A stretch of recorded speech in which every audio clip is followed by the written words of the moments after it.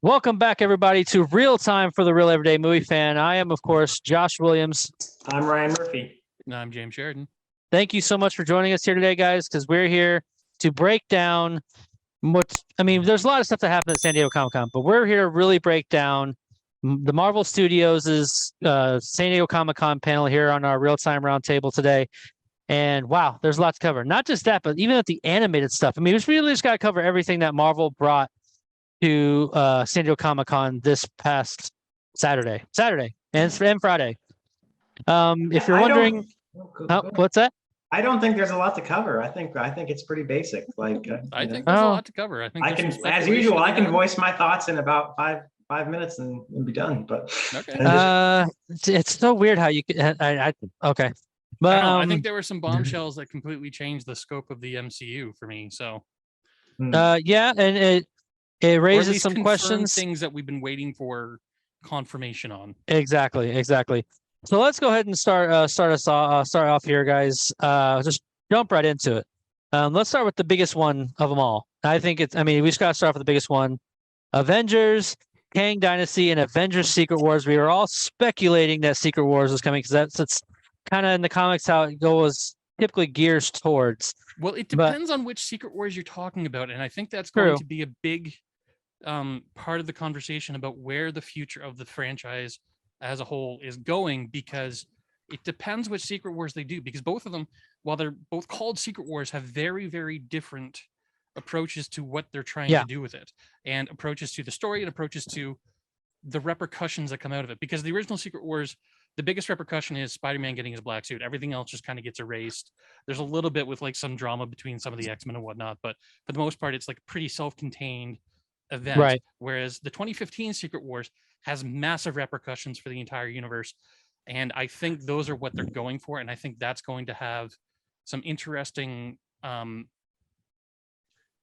guess, for lack of a better term, more repercussions for the MCU moving forward. Yeah. Because especially with some of the copyright notices that they posted just before the panel, one of them in particular, they actually mentioned at the panel, I think has some interesting questions to be had. So, which one was it? I mean, specifically, like they of course, we're getting 2 new Avengers films. That's the biggest news.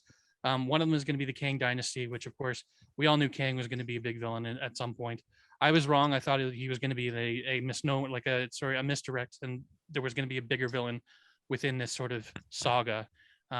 That's not the case. They announced that with Phase 6, they're going to start with Fantastic Four. Yep. Partway through it, we're going to get the Kang Dynasty, which is obviously going to be the repercussions of everything sort of post Loki and all of this multiverse stuff that's going on. And it's going to end with Secret Wars, Avengers Secret Wars, which closes out the multiverse saga. What they're calling it is the multiverse saga, which to me is why this seems to be about the 2015 multiverse, or the 2015 Secret Wars story more so, because that was about melding all of the universes, specifically about bringing the Ultimate Universe, which at that point was mostly centered around Miles Morales, into the 616, so that Miles could be part of the actual canon, and they could eschew all of this sort of like side story stuff that hadn't been going well for like a good 5 years before that. They had a nice sort of like 8-9 year run, and then it just kind of like fell off the deep end and was slowly sort of dying. So they just kind of eschewed all that, forced it into the same universe. And to me, that's where the big question is we're still wondering about how certain factors are going to roll into this. And one of the big ones, if you notice behind me, the one that I've been kind of pushing about and very vocal about is where the X-Men, when are they coming into this? And I'm wondering if this is how they're going to bring them in. Now, we do have implications of mutants in the MCU, but we don't have actual X-Men in this universe. And at this point, besides the Fantastic Four, what else is there to actually meld into this universe? If they are going the Secret Wars multiverse melding sort of thing. Of course. Now, if you look at Phase 6, there's a lot of missing dates there. And I think that they're saving a lot of those big things. Like I think at Disney Celebration, D23, we're going to get all those other dates of what's going to be filled in those dates. I think some of them are going to stay secret for a while.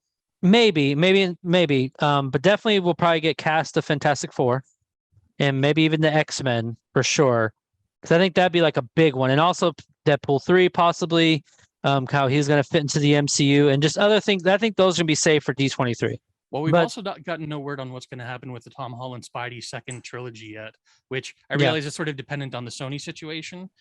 So there's like probably some contractual stuff going on there, but like they never even like gave us a date or anything related to that. And like you said, there are a lot of placeholder dates within Phase 6 that don't have titles.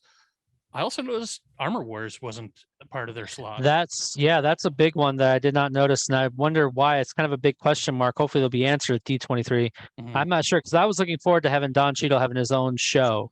Well, he's apparently going to show up in Secret Wars, or I'm Makes sorry, sense. Secret Invasion. Secret Invasion, part of that storyline. We don't know to what. Like they showed a trailer of it. Secret Invasion had a few little things, but one of the big ones was that Don Cheadle is showing up in a new set of armor. And that he's going to be some part of the story. We don't know what, but that's going to be exciting. I did find it weird that they're leaving it out, especially because Wakanda Forever and Ironheart are both going to be dependent on Riri Williams as a character, right? Who, if you know anything, is sort of like a second generation Tony Stark in terms of like she's very into armor. She builds her own set of armor. She's genius on like even past Tony Stark's kind of level of genius. And of course, we've got all these youths coming up, youth heroes that they're developing that we're guessing are going to be Young Avengers, but I still think that she's going to be a big factor in Armor Wars specifically because she's going to be one of the few surviving sort of armored characters, her and Rhodey. I don't think that they're going to bring back Rescue, but maybe. And we'll get to that because there's some stuff I want to speculate later on. But Ryan, can you go ahead and break down for us in the audience all of Phase 5? And then we'll kind of get your thoughts on what you thought of everything. Well, apparently Phase 5 is Phase 4 is going to end at the end of 2022 with Black Panther Wakanda Forever. So we're almost at the end of that. Yep. Or I guess with Guardians of the Galaxy holiday special. And they didn't even talk about Werewolf by Night, which is coming out in October. They never once mentioned it. They're still trying to keep it a secret. Like literally what we have going on is that one. I Am Groot, like for the rest of this year, it's I Am Groot Volume 1, maybe Volume 2. They said there's going to be 2 volumes. We don't know about the other one. But is that actually MCU related, or is that going to be another one of their like animated ones where it's like a good question, peripherally related, or is it actually canon? Yeah. But we got She-Hulk, Werewolf by Night, Black Panther, and Guardians Holiday Special. And then we got the 2023 is What If Season 2, Ant-Man and the Wasp: Quantumania, Secret Invasion, Guardians of the Galaxy Volume 3, Echo, Loki Season 2, The Marvels, Blade, Ironheart, and Agatha, Coven of Chaos. So that's the end, or that's the first part of Phase 4. And Daredevil Born Again and Captain America. 2024 spring. 2024 will be Daredevil Born Again, Captain America: New World Order, Thunderbolts, Fantastic Four, Spider-Man Freshman Year, and Marvel Zombies. And then in 2025 will be all they've announced is Avengers: The Kang Dynasty and Avengers: Secret Wars. Undated still is Spider-Man 4, Shang-Chi 2, as well as Armor Wars, the Untitled Wakanda series, which is going to be called focused on Okoye. So I'm assuming it's just going to be called Okoye. The Captain Carter series that hasn't been officially confirmed, but all but, and Wonder Man, as well as Spider-Man sophomore year. We don't know if it's going to be a movie or TV series, but they're developing Nova. And of course, sequels to Black Widow, Eternals, Doctor Strange, Black Panther 3, Captain Marvel 3, more Captain America movies, and more Spider-Man movies, and possibly even more Thor movies because he's and X-Men. And X-Men. So let's stick to what he's officially announced so far. What did you think of? Was there any surprises for you that you were just excited about? Because there was one I was definitely excited about. The Avengers one. Like I said, divide this into Phase 5 and then Phase 6 because I think like thematically they're a little bit different. Or do you just want to talk about all of them all together? Well, let's talk about Phase 5 for now because it begins with Quantumania and then it ends with Thunderbolts. Mm-hmm. So Ryan, like what for me the biggest surprise and the biggest one I was excited about was Daredevil. 18 episodes of Daredevil Born Again. I can't have enough of it. I'm so excited. So Ryan, what about you? Well, like I said, what's that? I'm sorry. Did you see the suit? No, I have not. Don't tell told me. you guys to watch the trailer. You didn't watch the trailer. I'm gonna watch it soon. Don't worry. But Ryan, go ahead. Sorry, buddy. Basically my reaction, like I said, there wasn't really all that much announced here. Everything they said was basically what we knew was coming. The big reveals, there's two big reveals. One was at the animation panel, which was that Spider-Man, all this stuff about Spider-Man freshman year, which really was at first exciting me, and then it became very clear that the show was not going to be set in the MCU. Yeah. And then there's some producer from the studio saying, yes, this is about how he becomes Spider-Man in the MCU. And we realized that they're using the term MCU just basically to describe the entire multiverse, which is very stupid. But it's basically, this is going to be an alternate universe, which is really stupid because I thought the whole point was freshman year was to show us the events of Spider-Man's life before he met Tony Stark. But whatever, that's cool. But other than that, the big reveal was the Avengers 5 and 6. Everything else was already announced. They just gave it dates, like they gave dates to Blade and Fantastic Four. We knew Daredevil was coming. They just gave us some titles too that we didn't previously have. Got some titles, but even those had already been leaked a couple days earlier. So I mean, I hadn't heard any of them. The big reveal for me was just Avengers 5 and 6, which I didn't think we were going to be getting Secret Wars until like 2030. I thought this was ages away. I thought they were going to be building up to that forever. But they still got to make money, so they still got to release Avengers movies. And as far as, so I don't know if I have much to say about if we're splitting it up into phase 4 or 2023, I guess, to 2024.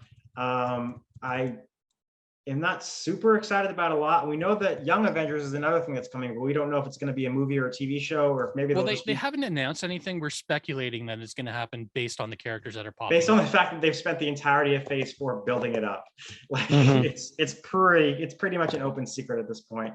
They might announce something at D23.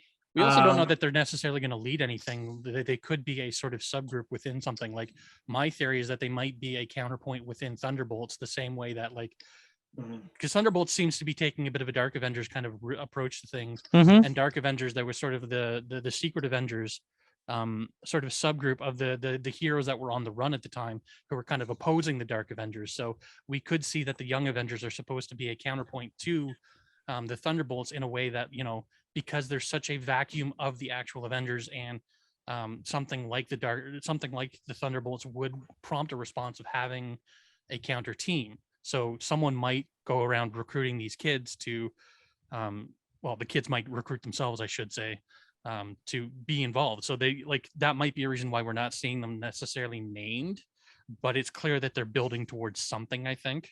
Yep. If not, then this is the biggest red herring I've ever seen. Yeah. So did you guys actually watch San Diego Comic-Con, like with a lot of like the panels and stuff like that with the Marvel? I don't think any of them were live screened. I just watched a lot of the YouTube. There's a lot of YouTubers that posted it from like their phones, and like, so apparently Marvel let them keep it up because I've been watching them. One of the big things that I kind of took away, and I watched a couple of videos of some of the footage that was also shown at Comic-Con that nobody got to see. One of the cool ones, I'll kind of break down some of the ones that made me really excited.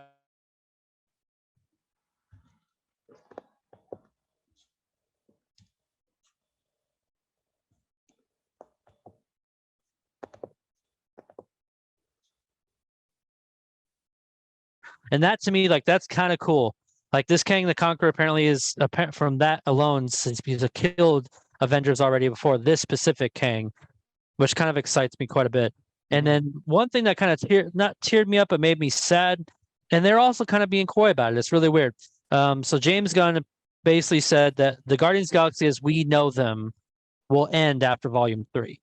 I'm not sure what that even means. He's like, he even goes, that's not necessarily mean they're all going to die, but just what we know of them at this time, this arc of 3 movies is going to be the end.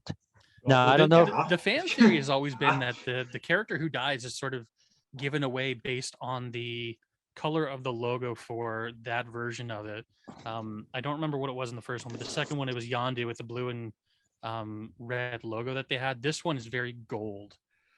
And so we know that they're introducing Adam Warlock in this. So I'm wondering if it might be a misdirect by them, that because they're introducing Adam Warlock, they're going to kill Adam Warlock. But I do think that the gold probably has something to do with Adam Warlock at the very least, but yeah, that either might way, be an indication of what they're planning to do. So right, and we'll see. But you could tell like a lot of the cast members got kind of teary-eyed because they showed some footage from that. Didn't really go into too much. But one of the things I'm excited about with Volume 3 is it's James Gunn did officially say that they're going to dive deep into Raccoon's origin, Rocket's origin. That's one of the biggest things I see coming out about this. What's that? Is the baby raccoon. That leaked ages ago. I can tell you most of the plot of Guardians of the Galaxy Volume 3. I can tell you the entire plot of Ant-Man and the Wasp, Ryan, we don't read the leaks. We react to things as they're announced. I don't really like to report on leaks because they could easily be just rumor. Now I know we've been a lot of things like the leaks happen with Tobey Maguire and Andrew Garfield. Yes. No, but the Guardians thing, like they were leaked from the same source that told us everything about Avengers Endgame. So sure, but I still don't read those. I like to react to the things as they're announced. I got you. So it may be old news to you, but it's new news to us. But either way, like that's kind of exciting for me because they're gonna dive deep into him. Because I like that James Gunn called him the saddest character in the MCU. I think that's actually kind of a cool analogy to give. And so we'll see. And well, they've also deviated from his sort of comic origin quite a bit. In that he seems to actually be a raccoon in the MCU, whereas in the comics he's an alien that just resembles a raccoon. Whereas they seem to imply that he's a raccoon that they've experimented on. So seeing some of his history to confirm some of that might be interesting. Plus, we're a sucker for, miniaturized, big-eyed baby versions of things with Baby Groot and Baby Yoda. Now we've got Baby Rocket, who is like probably the third biggest thing I've heard being talked about out of this, besides the Avengers and Wakanda Forever. I mean, I'm sure it's just going to be like a 5-minute flashback, but if it sells a toy. Well, no, I'm pretty sure like they said from how he makes it sound, it's more than just going to be a fight. I think it's going to be one of the integral parts of the story. Well, yeah, like, I don't think they're going to put a flashback in there for the sake of a flashback. The flashback. No, I'm not saying it'll be just for the sake of a flashback. I'm saying his origins and how he was made and who made him, which I know, by the way, is going to be a major factor in the film. But that doesn't mean that the flashback, not saying it's just going to be for the sake of flashback. I'm saying it might not be that long. Maybe like, and this is how I was made. No one said it was going to be long. We just said it's exciting. Okay. One of the things I kind of wanted to discuss with you guys, because you know me, I like speculating, not knowing for sure.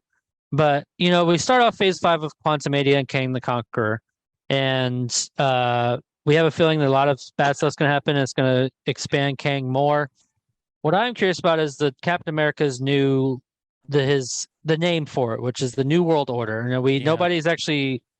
That was, from what I've gathered, it wasn't officially announced until Comic-Con.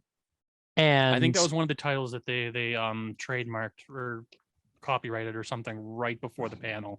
No, okay, I didn't. Yeah, so because that makes me wonder, like, what's the New World Order going to be? Like, I don't. Is it going to be like where the Avengers are ousted and that's when the Thunderbolts come in? It makes me, because we all know Captain America movies go deep in political commentary, political conspiracies, and so on and so forth. It just makes me wonder if Kang's have anything to do with that New World Order. Well, they also have a history with these announcements, specifically the SDCC ones, with the Captain America franchises, of announcing the wrong title, because initially Civil War was titled Serpent Society. It was an intentional red herring to throw off people about what the next film was going to be. So Captain America 3 was originally called, according to the SDCC, like big banner where they have the timeline of the movies, it was originally called Serpent Society. So I'm wondering if this is something similar, or if this is actually something and it's them throwing us off until they announce what it actually is. And what it actually is going to be something akin to like saying Civil War. Like saying Civil War evokes a fan response of like, oh my God, they're doing one of the big stories. Saying New World Order is nondescript. It doesn't evoke anything yet, but when they get to the point where they can actually reveal something, if it is an actual story, saying, Captain America, something or other, that actually has like a big sort of title to it. I'm not sure if this is that or not, but like I'm taking it with a grain of salt at this point, because A, we don't have information on it. B, they have a history of doing this. So they don't really have a history. They said Serpent Society for about 5 minutes, and he was like psych, and they put Civil War up. that 5 minutes later. It wasn't like they left it there for like. Was it? I thought it was the next year that they no, said. It was that day. It was like, hey, Serpent Society. I gotcha. Because I remember people talking about it for like a year about Serpent Society. It must have been one of the ones that they, because we all know that Marvel Studios sometimes does purposeful and misdirect leaks. Mhm. It's been known for that. So maybe I think if I remember right, there was a leak that came out a year before it was announced to Civil War that it was a possible Serpent Society. And then when they did that's when I do remember Ryan's talking about when Kevin Feige did the whole mega announcement and said Serpent Society. He goes, nope, never mind. No, it's called this instead. So I'm thinking that's what was a series of events, if I remember right. It's so long ago now. But let's I think that's all really that's all really needs to be covered. I mean, Ryan kind of talked about, they haven't talked about the holiday special, Werewolf by Night, or anything like that. But I mean, we knew Blade was coming. I'm just excited to see that we have official release dates for some of these because we weren't for sure. One of the ones, it's not, I mean, I'm not really looking forward to this one because she's such a side character, but Agatha's show has changed from House of Harkness to Coven of Chaos. Mm-hmm. I don't know if, I don't know if since they're going deep into her, diving into her, makes you wonder if maybe Wanda will show up there. Maybe. Yeah, that's I don't know. That to me is milking the cow like a motherfucker. That's like ripping the cow's udders off. Just like, wow. I mean, everything they do, even the standalone stuff, still has some sort of implication on something. So I doubt they're just going to do like let's throw out this like nondescript character who like was a villain for like 5 minutes in one of the shows for no other reason than we want to fill time. Like, if they're going to put her into her own show, there's a reason they're putting her into her own show, kind of thing. Now it may not be something that we want or enjoy, but like I'm willing to give them the benefit of the doubt that like there's a reason she's getting her own show, kind of thing. Yeah, and I'm excited for? Not really, but like, I mean, I look at, I'm not really super excited about Secret Invasion or Ironheart or like any number of other projects like Werewolf by Night. Okay, sure, I'll go see it. Blade, I'm kind of interested to see how they do it, but like it's not like, okay, Avengers I'm super excited for, Quantumanium I'm excited for because of the impact it's going to have. Marvels I'm excited for because we've already got a good tease for what that's going to be. Guardians I don't give a shit about anymore. Cap I love, which I'm all excited about. Daredevil, I still want to know whether this is actually going to bring any elements from the previous shows into it, because we know the cast is, so at least 2 of the actors are going to be the same, but how much of the continuity is going to cross over? That's the big question. Defenders going to be part of the continuity, or are they just going to stick within what happened just within the 3 seasons of Daredevil and eschew everything else? I would like to have some answers for that. It's looking we're going to like get until we get to that series, or maybe even not even during the series. They might leave it intentionally vague in case they want to bring stuff in. Ryan, what were you gonna say? It's looking like it's gonna be, because the red and yellow suit basically gives it away that it's gonna be a reboot. He's not gonna be like, hey, you know what I need? I need some yellow on my suit after all those adventures I've already had. I mean, he can't see it anyway. What does he care? It's designed by someone else. He's not gonna. He has no idea what the color is. Who knows? We will see, because it's obviously getting his own show, and if the reports not are just his own show, but 18 episodes, because most of these are like 6 episodes at most, kind of thing. I think we've had one that's like 10. I don't remember, but which makes me wonder if we're gonna get some big crossovers there with a lot of different characters. I don't know if we're gonna get crossovers, but I think we're gonna get a lot more sort of like plots in this one than we like. Most of them are sort of like an extended film kind of story, whereas this feels like it's going to be an actual show, and it's going to be like a plot that's sort of like drawn out over multiple episodes for the purpose of like telling a more long-term kind of story. And like, I think that's like the 18 episodes is really, to me, what is the biggest buzz about all of this. The other one that I really want to talk about, which they haven't said much about, and I'm surprised there hasn't been more said about it, because especially now that we know that it's going to play such an integral role. Well, we don't know. It's seemingly going to play such an integral role because they've announced it being part of. Go ahead, Ryan. Go ahead. Part of go ahead, James. Phase 6, Fantastic Four, which a lot of people are kind of iffy about because we've had 3 different cracks at this egg already. All of them have been abysmal. I know most people don't count the Roger Corman one, but to me it exists.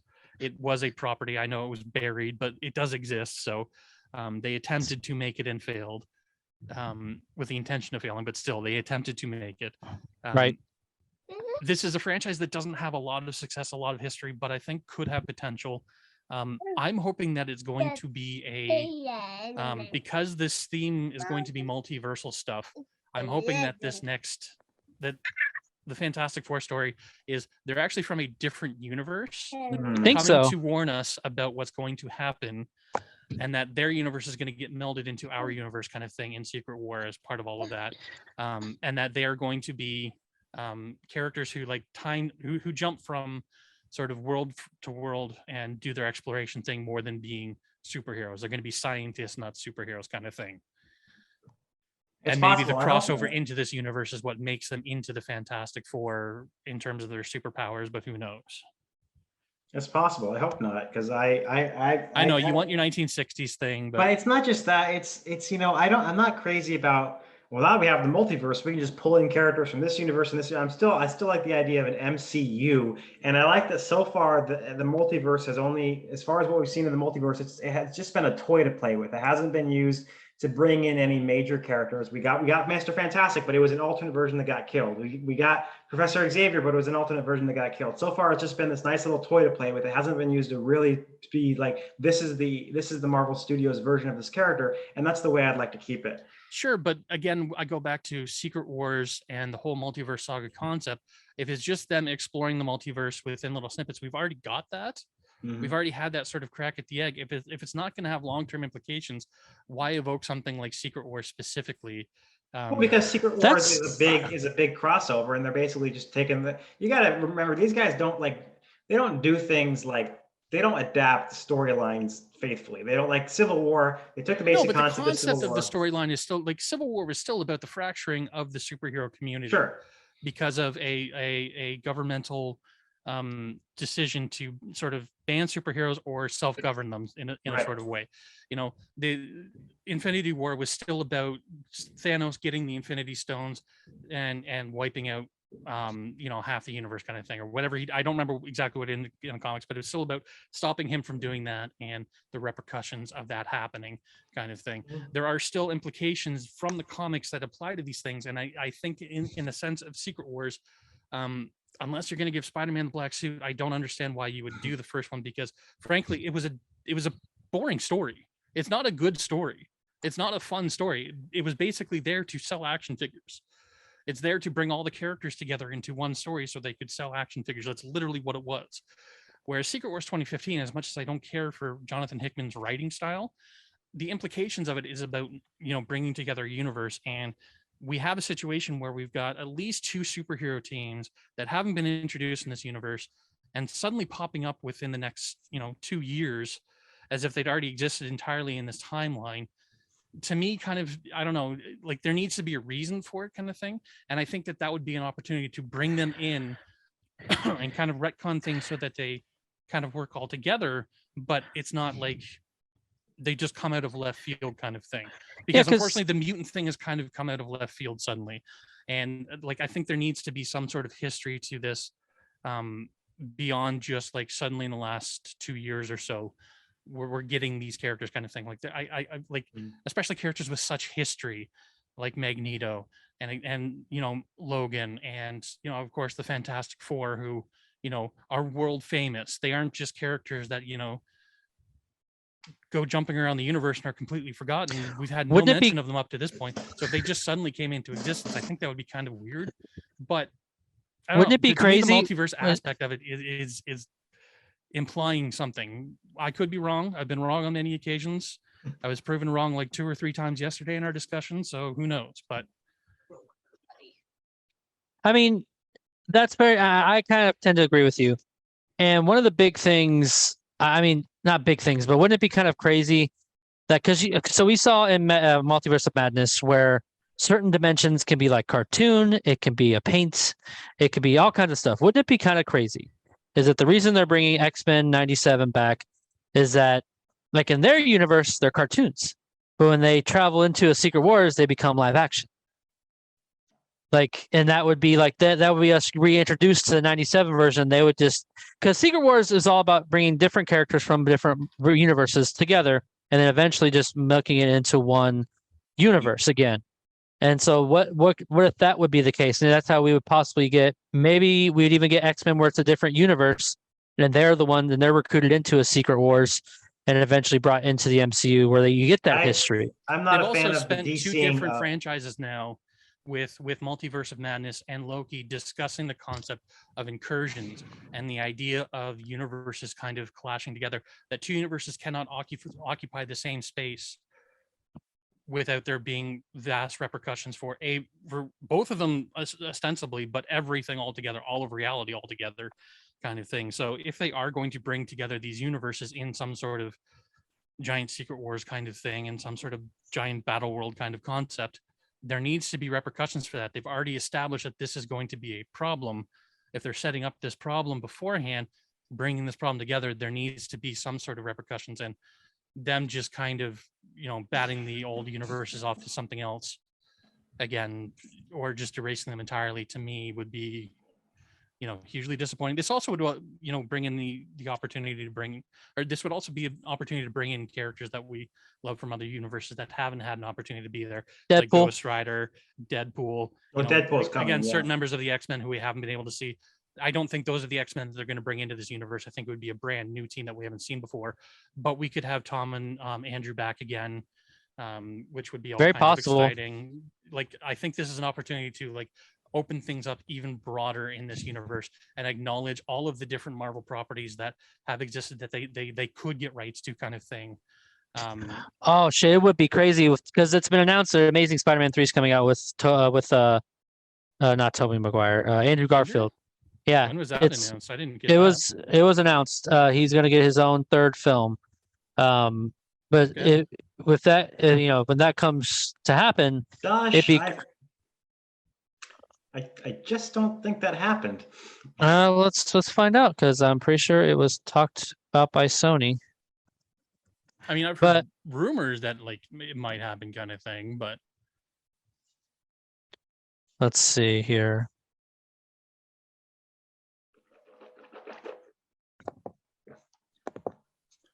Don't get me wrong, I would be all kinds of excited to have Andrew back in his own solo story again.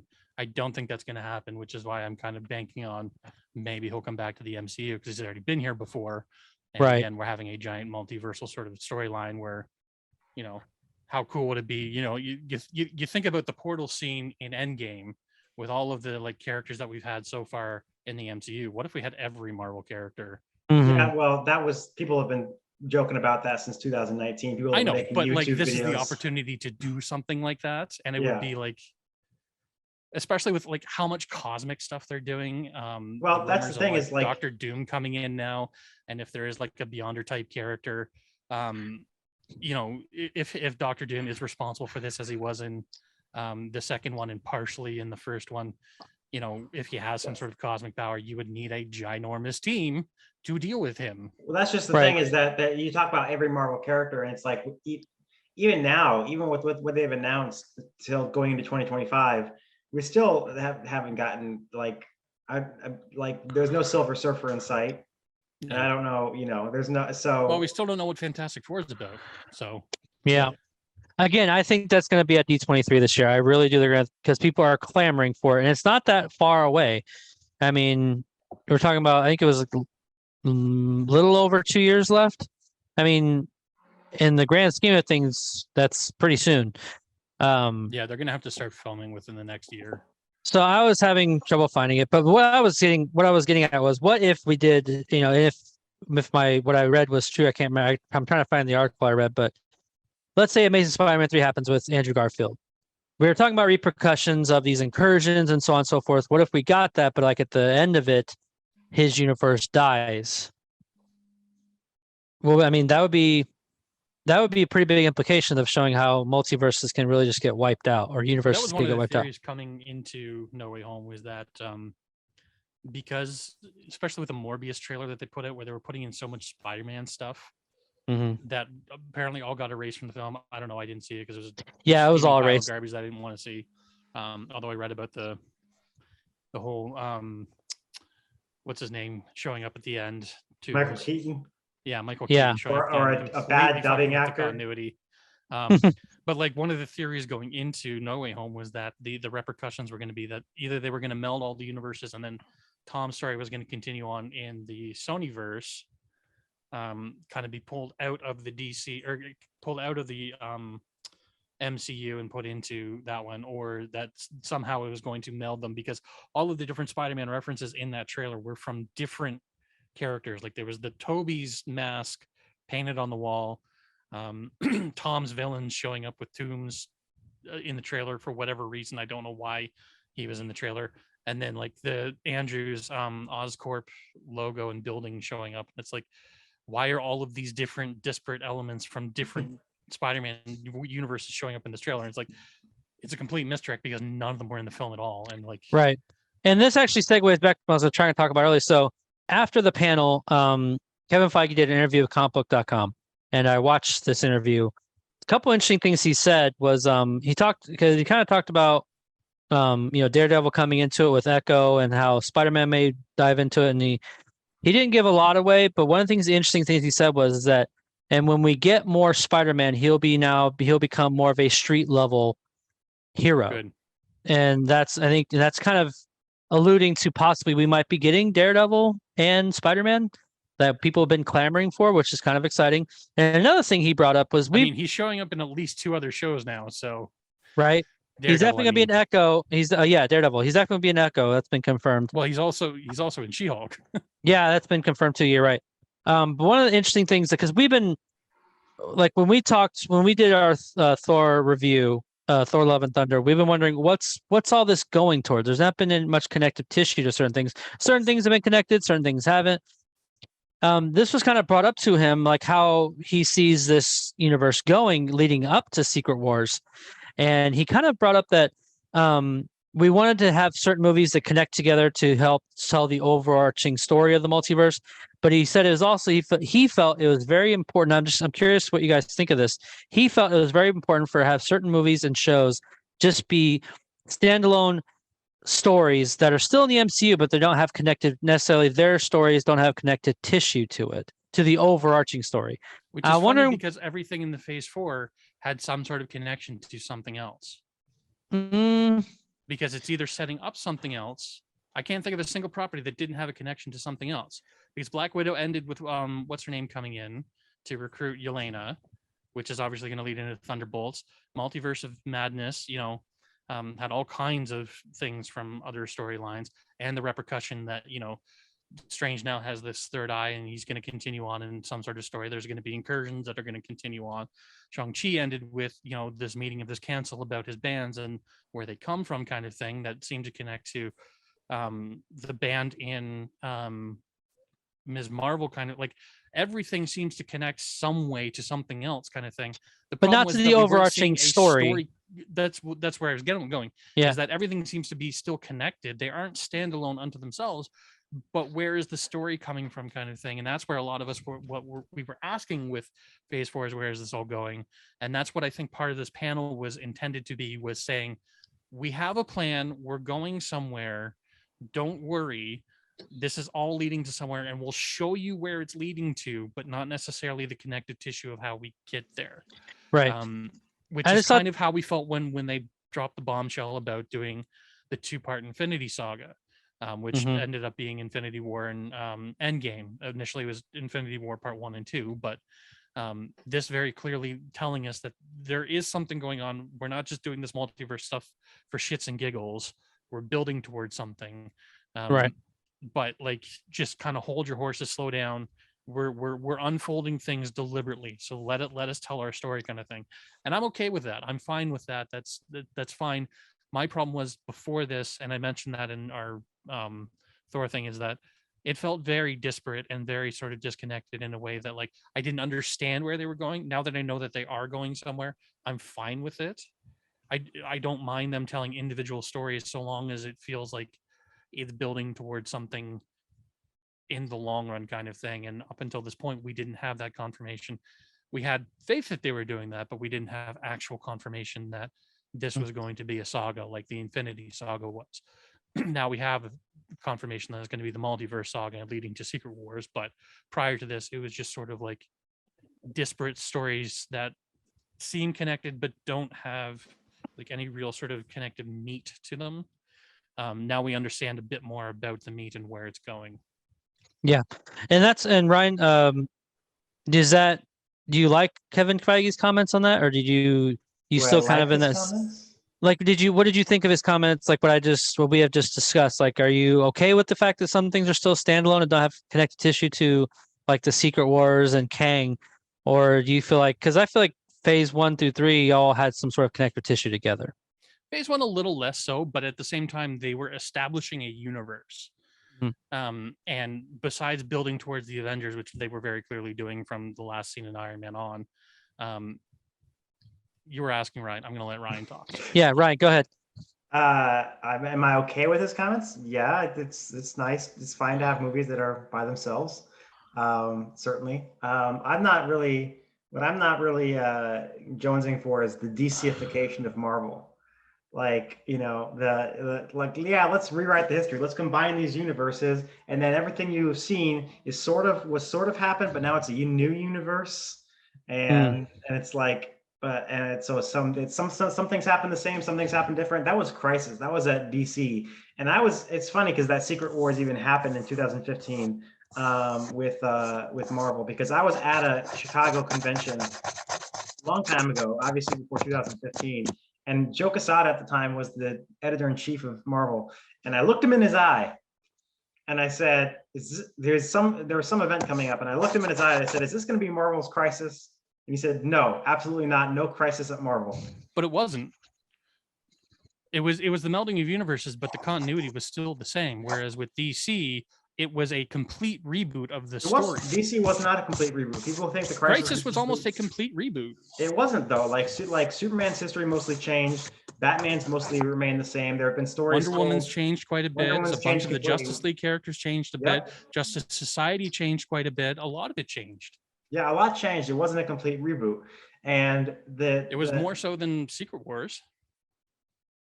True, but it's still like combining universes like that, what Secret Wars did, I'm just not a fan of. So I can't help it if that's the way I'm going. I don't work at Marvel. So nothing I can do about it. Again, that goes back to my question, but how do you bring in these characters and franchises that need to have a history, but haven't been introduced into this world yet? We can't just have them pop in out of nowhere without an explanation. Melding universes would be an explanation. We would get a whole history that is suddenly part of this world without it having been part of it up until this point. I've said for years that it would take a giant retcon to bring in the X-Men suddenly and have characters like Logan, who has a very long history of being subject to very terrible experiments, and, you know, Xavier and Magneto, who, you know, is a Holocaust survivor. You know, there's history to these characters that, you know, them being mutants is a big part of their growth as characters to the point they've come to, and it can't just be suddenly something that gets turned on in them and they are just suddenly like Xavier just becoming a mutant overnight and then being able to lead a team overnight. To me, doesn't make sense. There needs to be a history of him understanding his mutation to be able to guide other people in their mutation. And if mutants are suddenly a new thing in this world, you can't have that kind of character. Yeah, and that's what makes I'm in agreement with there, James, that I feel like they'd have to have been like you make a movie with them being established and then they get brought in somehow. Same with, I mean, well, I think so two things coming in is that's going to be the lead into that concept of bringing other characters into this universe and then melding universes, is that because the Fantastic Four is such a world famous organization under the four of them, because they are international celebrities in the comics and whatnot, and have this whole history, and they're explorers and all this stuff. I feel like we would have had some sort of word about the Fantastic Four up to this point. Whereas if they come in from a different universe as a sort of Silver Surfer type of thing, warning us about a great threat that is coming, Kang, and well, not just Kang, but the Kang incursion that's going to happen that creates the Kang dynasty, which, if I read into that, I'm assuming that means that like history is going to be rewritten to some extent, because that's part of what happens with Kang, is that he rewrites history. We've already seen that in Loki, where he goes back to the TVA, and the TVA is completely different, as if Kang had already been there, had always been there, kind of thing. I'm wondering if the Kang dynasty is that, and the character we understand as from Kang dynasty, or from you were saying that he mentioned something about having already killed Avengers in Quantumanium. I'm wondering if that's Kang from Kang Dynasty from the future interacting with a past version of Scott Lang kind of thing, talking about having already killed the characters in Kang Dynasty. That's interesting. That's interesting. The Fantastic Four are coming through to warn us about this event before it happens, because it's going to have repercussions throughout the multiverse kind of thing, and that they need to come through to warn us. And that is the beginning of that sort of bringing characters in to create history without there having been history. Yeah. But again, this is all speculation on my part. I'm totally fine with me being wrong if they do it right. I'm probably wrong. Most of my predictions end up being wrong. I was completely wrong about Kang from the beginning, but that's fine. I just want a good story. So just tell me a good story. So, and we also know that there's going to be different. Also, mutants. Give me mutants. Yeah, Kevin Feige said there's going to be multiple different versions of Kang. Now we're not just getting Kang the Conqueror, so it's going to be interesting, and I'm excited to see whether Iron ones Lad? we have. Maybe we never know.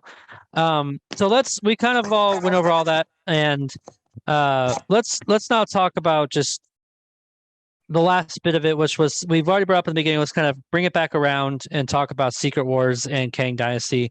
My biggest question for you guys, and this is where I love speculating because it's fun. For me, it's fun. There's one more that we haven't really talked about, but was a big part of this and is a big part of the conversation, is Wakanda Forever. Oh yeah, of course. And that's going to have a lot of repercussions for things, because first of all, I haven't seen the trailer yet, so I can't. Yeah, we know we're getting Namor. I haven't seen the trailer yet, so I'm not sure what all happened in there. Okay. The trailer is mostly, it's actually really well cut. It's a very beautiful piece, sort of eulogizing both T'Challa and Chadwick, who unfortunately, I'm sure the audience knows, but has passed and will no longer be with us in this story. And then this story is about the repercussions of losing that character and what that means for Wakanda. And like, it doesn't give a lot of the plot away. I've kind of inferred some of the plot from it, but like the trailer itself was beautiful. I like that most of the cast is being elevated. I love that they've brought in Namor. I love that they've kind of they've given him sort of an Aztec sort of background kind of thing, as if like Atlantis was part of like Central America kind of thing, and then sunk into the ocean. That's very, and they've actually cast an Aztec actor whose name escapes me at the moment. I had it up here a minute ago.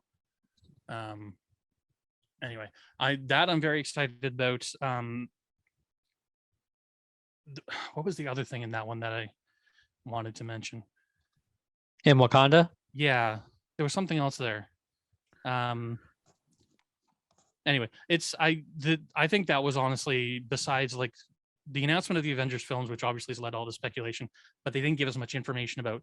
To me, the Black Panther thing was sort of like the big thing. And then I think this is going to be, and I watched when they brought out like the San Diego Comic-Con panel where they did like a big celebration type of music act.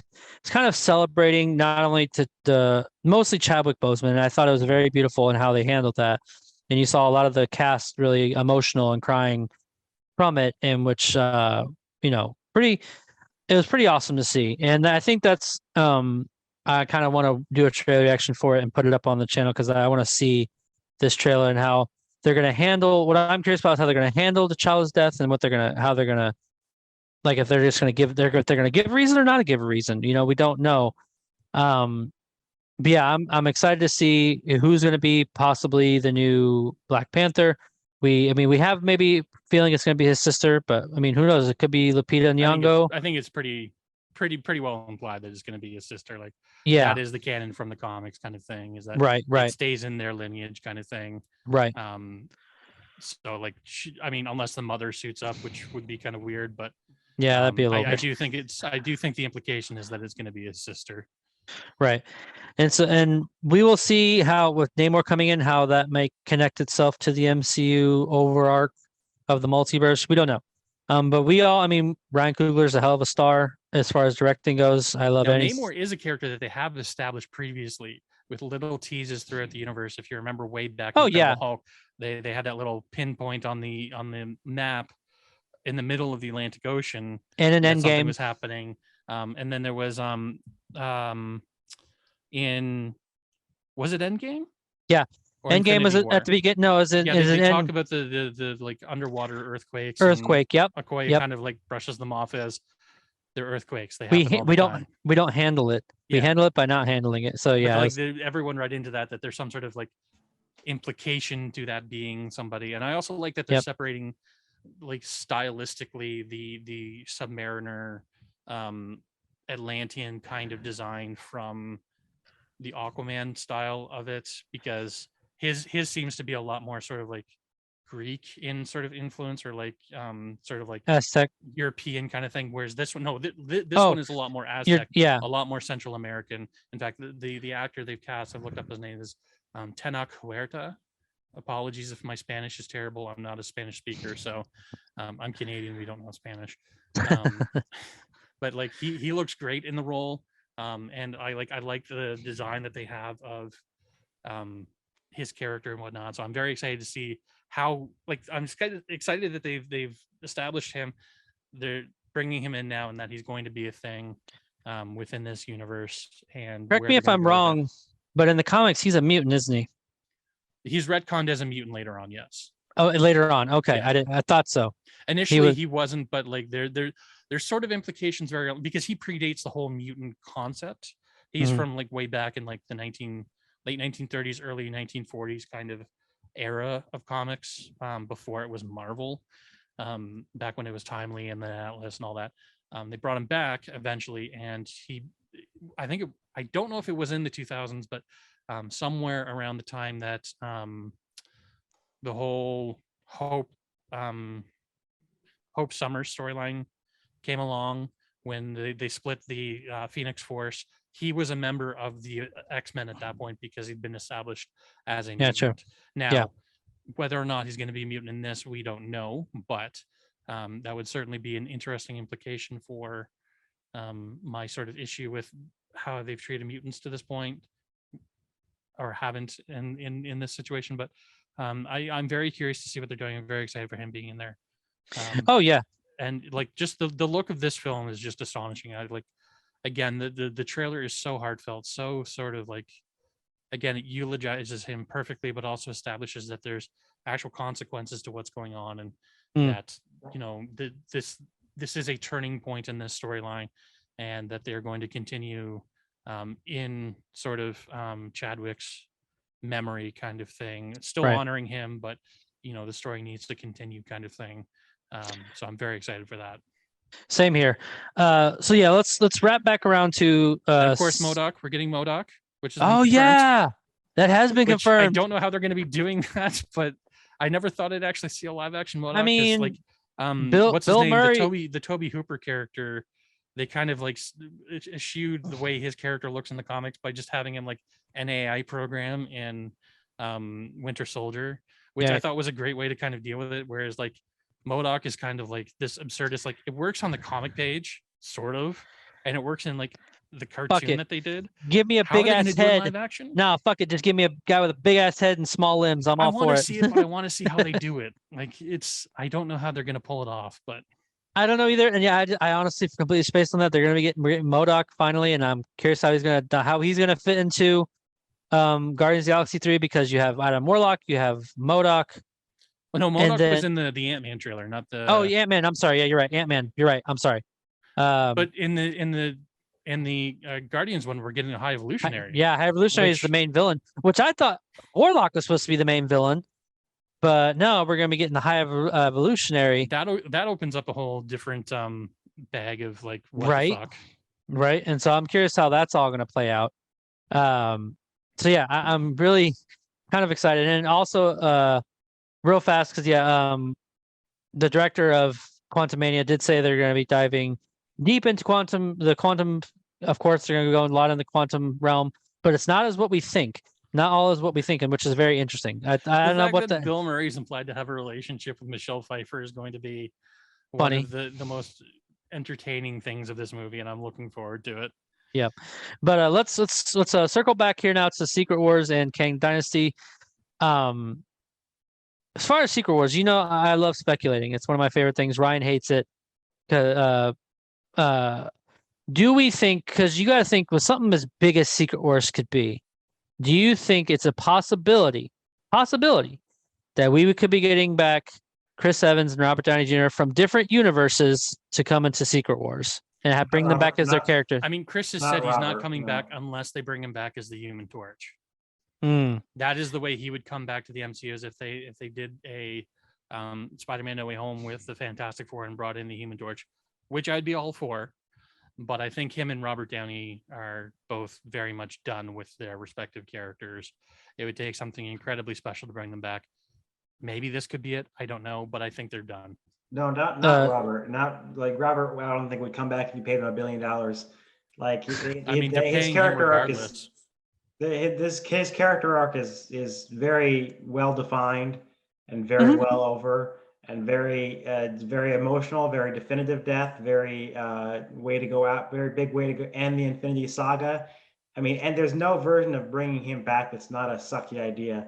But then again, who am I to put it beyond them? They I'd say that it'd be a giant insult to storytelling, but no worse than what they did to Star Wars or Terminator. So people make shit decisions like that all the time. So and it'd be weird to bring him back, because I feel like if of course you bring him back, he's from a different universe, and I feel like he'd be a completely different Tony Stark than what we have journeyed him to, seen him in Infinity Saga.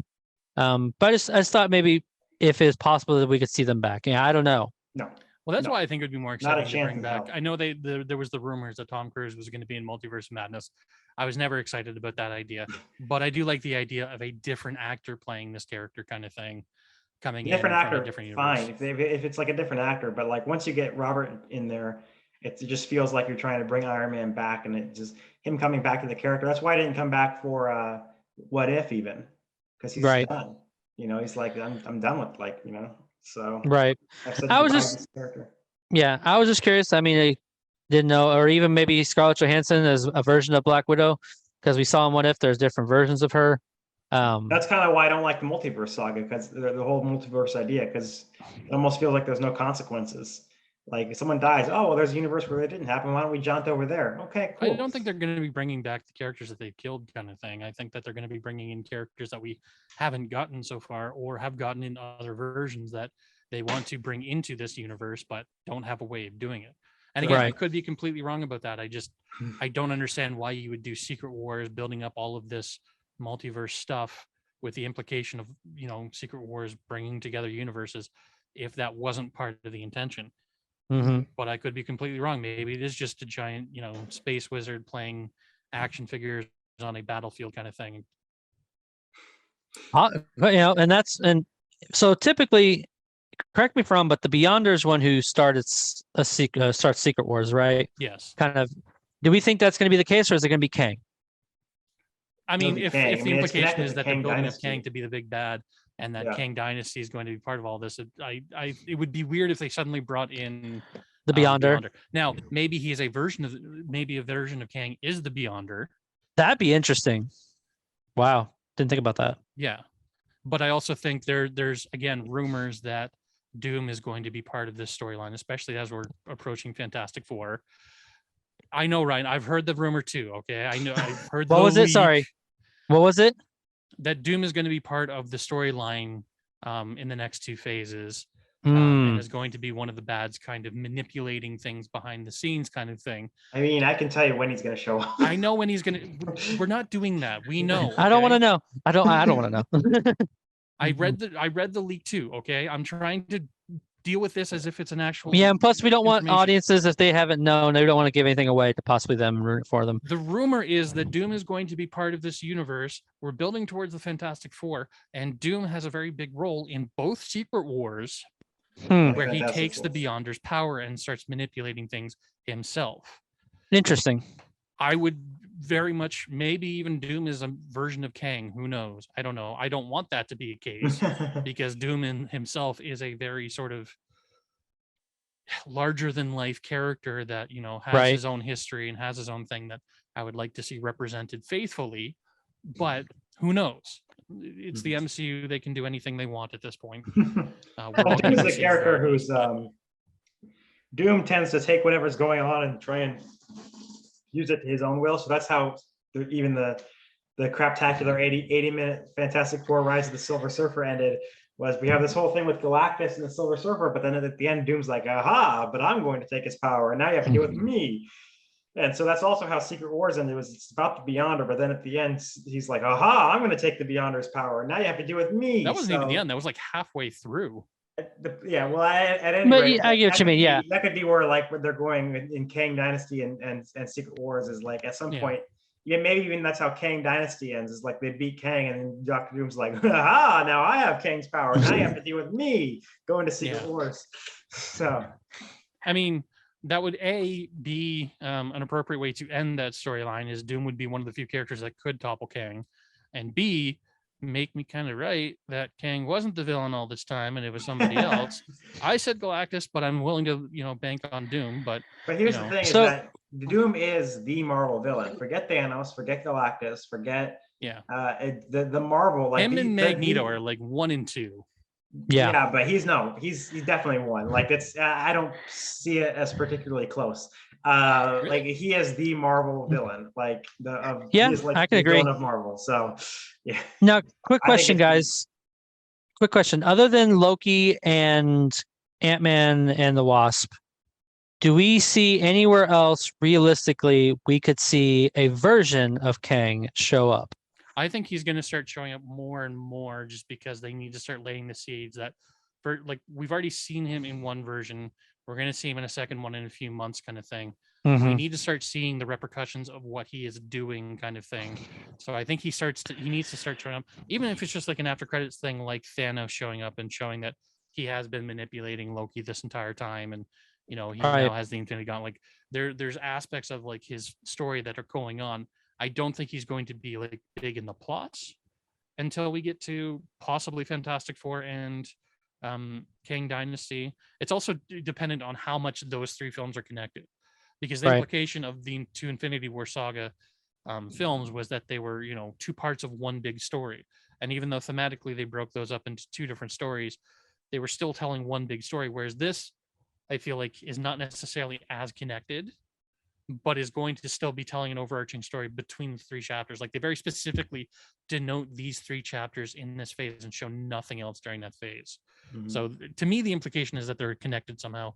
I don't know if it's necessarily going to be as much like connected as the Infinity stuff, but we'll see. I think the only place I can realistically see him showing up is definitely, maybe not definitely, but 60% chance the Marvels. 60%. I'm going to go 60 only.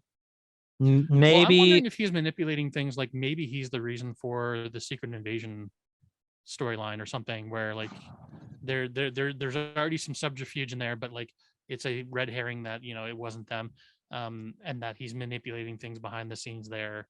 Maybe. Or again, we haven't seen where Armor Wars plays into all of this. And I feel like Guardians 3 is for his armor, right? True, and Guardians 3 is already so crowded.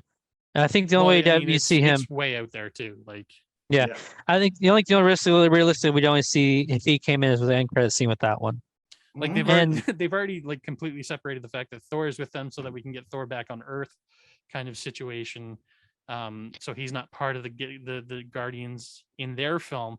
I feel like the Guardians are basically kind of done with this. Is that they're moving on to their own storyline, whatever they're going to wrap up in this one. And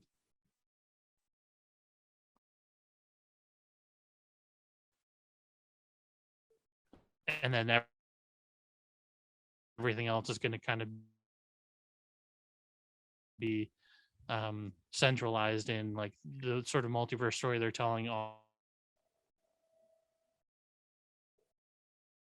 Earth. My Eternals are going to have some sort of big sort of a cliffhanger that I initially thought it was going to be they were responsible for the 10 rings, but Ms. Marvel seems to imply that maybe it was the Kree that was responsible for the bangle and possibly the 10 rings, because they seem to have some sort of similar origin, I guess. But I again, we don't know. We just see it on the body of a Kree. It's entirely possible that the Kree just had it and that it is still connected to Eternals. We don't know. All right, everybody say hello and good night to my daughter. She's going night night. Good night, sweetheart. Good night. All right. So, and that's the only place I can, and maybe the only reason I'm thinking is maybe Captain America is because it says New World Order. And I just feel like King has to have something to do with that. I don't know for sure. I have nothing to base that on, but I just feel like it's one of those things where it has to be a part of it in some fashion. New World Order also has some like kind of implications where I feel like the idea of that title kind of ties back a little too much with the themes from Falcon and the Winter Soldier, where if they're going back to that kind of thing, it feels like they're going back to that, like they've already done that story, like do something else with it kind of thing. But right. Maybe that's the intention, is that they're kind of continuing on with some of that story and the implications of like, you know, the fallout from the snap and everything, which kind of has fallen off in its like implications in the MCU. Is like it was played upon heavily in that show, but then like I don't feel like anyone's really kind of discussed or talked about, you know, the sort of like geopolitical aspects of the snap and like all of these displaced people and the consequences of that kind of thing. Right. So is that going to come up again? Good question. And just one last final thought I had about Kang. So I rewatched while I was doing photos last night, working on my photos for clients. I was rewatching Multiverse of Madness, and I came across something very interesting, a very interesting dialogue between the our Doctor Strange and the Doctor Strange that had the evil one that had the third eye. Mm-hmm. When Doctor Strange asked the evil one what happened, he said something along the lines of, "I lost," and like, he asked, "Who did you lose to?" He didn't ever answer. Yeah. And I almost wonder if the reason his universe, that evil Strange, his universe had an incursion was because of Kang, at least a version of Kang. And that's why that Doctor Strange went to the Darkhold to try and find maybe some happiness or just, you know, something. Or to defeat Kang. Yeah, possibly. To me, the implication in the movie was that he created the incursion himself, kind of thing, with like for some selfish, greedy purpose. But you're right, there could be some sort of other meaning in there. Yeah, and that's what I thought, because but then when I heard that line, he goes, and then he said something, and then I lost. And he goes, so who did you lose to? He never answered. And I thought that was very, you just don't throw a line in like that. That's like Kevin Feige line. Part of the theme of the film is loss and how you deal with it. And Stephen dealing with the loss of, like, what's her name, marrying somebody else, and clearly Christine, you know, they're not meant to be together, and he has to kind of deal with that. And I feel like that's kind of what they were dealing with, is that's the loss he's talking about, not sort of like a battle loss. Maybe I'm reading it wrong, I don't know. But again, all speculation based on the tiniest tidbits we're reaching for at the moment. So I remember what it was. Yeah, because our Doctor Strange asked the evil one, what happened here? And he just kind of says, he goes, I lost. To who? And that's when he never answered. That's what it was. Go back and rewatch it. You'll kind of see there. Yeah. But any last final thoughts, guys, before we kind of wrap this up? And all I can say is I liked what happened here at San Diego Comic-Con. There were some revelations for me that I got excited about, and some things that that were kind of speculatory, especially with Secret Wars and Kang Dynasty. I was just very excited about that we had official release dates actually slated. Yeah, we know when they're coming out, because we all knew like Blade was coming out. We all knew, you know, the new Captain America was coming out, but we didn't know when. And I find it crazy that from now up until 2 years, we're getting a lot. Well, and I mean a lot. Was that phase 1 through 3 took place over 10 years. Phase 4 through 6 is going to take place over like a 4-year period. Yeah, so 5 years technically. Yeah, very quickly. Yeah, and that's very fascinating to me. I think it's just because there's such a hunger for it. But then again, you got to go back to the quality over quantity. Now, some people have said phase 4 has been probably the weakest of all phases. Yeah, so we got to, I feel like Kevin Feige has got on his plate. Now, there's a lot of great stuff that's happened, I feel like, in phase 4, but it's not all been like, and you look at each individual film itself, the quality is not the best as it could be. Mm-hmm. And so, and who knows if, you know, they're trying to go in a different direction. I don't know. I know when Marvel, when the MCU was at its height, they had a very good blend of more action and drama while sprinkling in comedy. Whereas now I feel like they're doing more comedy than drama and action, which is kind of series, really.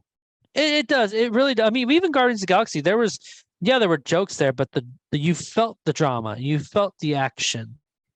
And whereas these, with certain ones like Miss Marvel and other ones like that, and Thor and Love and Thunder, it's very much so more the Ms. Marvel was comedy. also aimed at a younger audience than most of the MCU. And I get that. So it's going to be a little bit more lighthearted and a little more sort of like silly, goofy fun kind of thing. Like even the visuals of it were very much geared towards sort of like Disney Channel type, sort of like tween audience kind of thing, as opposed to, the more 18 to 30 kind of male adult target that the MCU is typically kind of like. I know the audience is much more broad than that, but it tends to be the target for it. And typically, phase one kind of just slowly got a slow start. Maybe this is just a slow start of reintroduce people. And phase 5 is gonna be like fucking bonkers awesome. We don't know. But what were you gonna say, James? Well, the one thing that I think we haven't really mentioned, or if we did, I missed it. But if this is all they're announcing at SDCC, what are they waiting for D23? Oh, I'm telling you, D23 is when they announce they're gonna announce. I'm telling you right now, I have a bold prediction. They're gonna announce the cast of Fantastic Four. They're gonna at least announce who they have for X-Men and announce X-Men. Well, that's the thing. I don't think they announced much to this part. That's what I said at the beginning. Like they announced the Avengers 5 and 6, and like everything else, like they said, was already like Daredevil Born Again. Okay, but we knew Daredevil was coming, and we knew we got release dates. Well, we didn't know when. We didn't know how it fit into the schedule. We didn't know how it fit into. Did we even know he was getting his own show though? Did we know that for a fact? They announced soon after No Way Home and Hawkeye that he was getting his own show. Gotcha. Don't get me wrong. Like I like the I like having a schedule. I like having like everything with release dates now. So that's fine and good. But I still think I think the point is I think there's plenty that they can announce. Like Josh just said, I think Fantastic Four. I maybe not the whole cast, but they're gonna. At least the 5. I think they need to announce the 5 because like the 4 are obviously the big ones, and then Doom, like we said, is probably going to have a big role moving forward. I would like more information on X-Men, at least a date on something Spider-Man. I realize again, Sony has to be involved in that. So like, Sony has to be involved. Comic-Con, not the Disney. Yeah, I don't think they do a D23 because that's exclusively Disney. No, I didn't say they were going to do it then. This is information that we're missing. Right. Like, they've sort of blown their wad on like announcing things at SDCC without talking about a lot of it, but still sort of like it's there in the ethos now, and like we have a much better idea of where they're going after this, and like possibly into phase 7 kind of thing. Because phase 6, I'm gonna look at this real fast because I feel like everything that was missing from phase 6 of that slot that we saw is going to get announced at D23. And so that's 1, 2, 3, 4, 5, 6, 7, 8. Hold some things off. Some things maybe, but I'm pretty sure at least half of that's going to be announced at D23. And so I would think X-Men for sure. Fantastic Four is going to get the trailer. To announce the timeline at SDCC though, and then drop the bombshell what all this stuff is at SDCC. I think at D23 it'll be more about in-depth sort of information on these things, probably more trailers kind of thing. Especially with phase 5 because we don't have much information on a lot of these projects yet. Because you got to think at San Diego Comic-Con, at least you got to leave people wanting more of something or something to look forward to that could be announced. I feel like he did phase 6 on purpose by leaving so much empty because then people are speculating. I feel like that would leave people go, "Oh, I need to go to watch D23 because maybe something else is coming there." I feel like that's purposely done for a marketing reason or a strategic reason to get eyeballs on D23 so that we could see more of that announced. I have a feeling in my mind. And even then, because what I was getting at next is I wonder if any of those other slots are going to be any other new character sequels like Shang-Chi, or I don't want Eternals, but I have a feeling Kevin Feige does. But definitely again, Shang-Chi. I think it's going to have implications in the universe, and we need to have more information about it. Like not even sequels. Like it's such a standalone project that doesn't have sort of any impact on it, but the repercussions of it is so big that it no one's even mentioned the fact that there's a goddamn ceramic hand sitting out of the ocean somewhere in the South Pacific. Like that's just disappeared completely. Like there needs to be repercussions. There needs to be like, I know it wasn't the most popular film, but like the fact that they led so hard with this film and pushed it so hard, gave it such a big, impressive cast, gave it an Oscar-winning director, and then nothing comes of it. Like that would be a huge disappointment to, like, on top of it being not that great of a film in my opinion. I feel like it needs to have more implication in what's happening.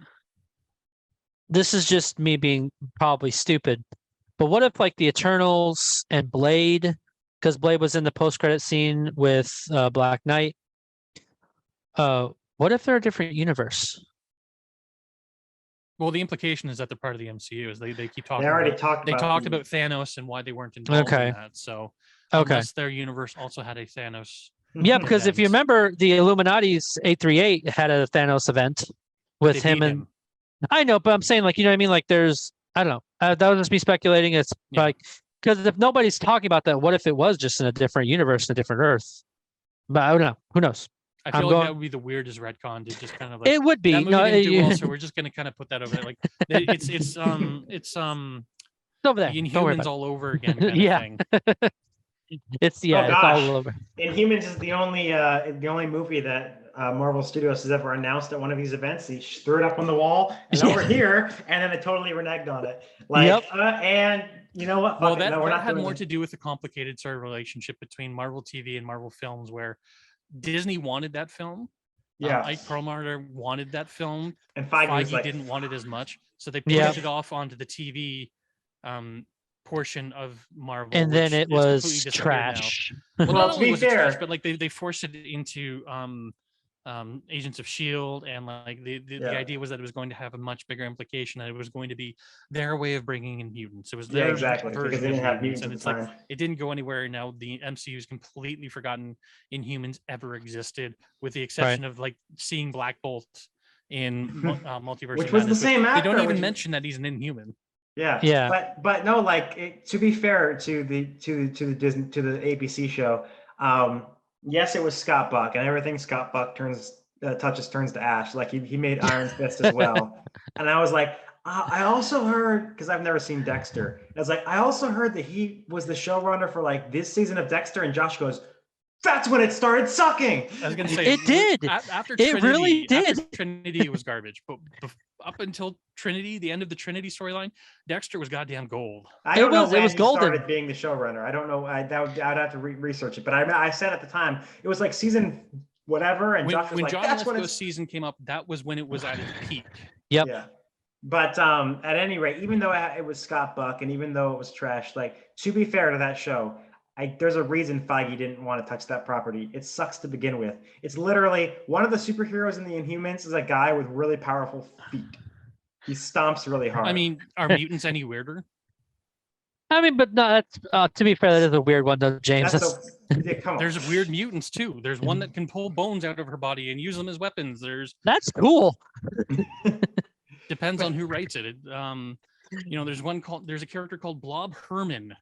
His name is actually Blob Herman. It's not his superhero name. That's his actual goddamn name. There's another one called Beak, who doesn't have any abilities. He's just a fucking bird. He has a beak. No, it's not just a beak. Like, he's got like the big eyes. He's got like the weird like sort of like neck, and like he's got wings and everything. But like, there's lots of weird mutants, and like Inhumans are just a mutants. But the Inhumans are like the Fantastic Four. More like the X-Men is a very ambiguous, amorphous team, or like the Avengers, where there's been lots of members and the they can mutants change. just had better writing is all. But as the Fantastic Four and the Inhumans are very set. Like these are the these are the team. These are the Inhumans. These are the Inhumans. Like, you can't. This is the team, and one of them is the fucking foot stomper guy. So they also have a giant dog that can teleport. So I mean, that's they win in that category. Speaking of dog, we get Cosmo in Volume 3. I thought that was kind of cool. Sure. I mean, I love Cosmo in the comics, but that's just me. Where's Howard the Duck? They've teased him like 3 times now, and he hasn't come back. I want him to have his own. I want him to have his own Disney Plus show personally. That's just me, but have Seth Rogen return as the voice. Mm-hmm. Was that Seth Rogen? Yeah, it was. It was Seth Rogen. Green.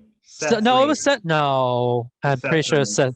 I promise. Seth Green would make more sense because Seth Green does actual voice acting. Seth Rogen is, although there's a great joke in Rescue Rangers about Seth Rogen's voice acting, and it's an amazing bit. Damn it! It was Seth Green. I know. You still have him return then. Fine. He did a great job in that little clip he did. I thought that was pretty fucking funny. He married Darcy in one universe. Yeah. So other than that, let's wrap up our. I think we should probably wrap this up unless we have any other last thoughts, guys. I already just told you, duck sex.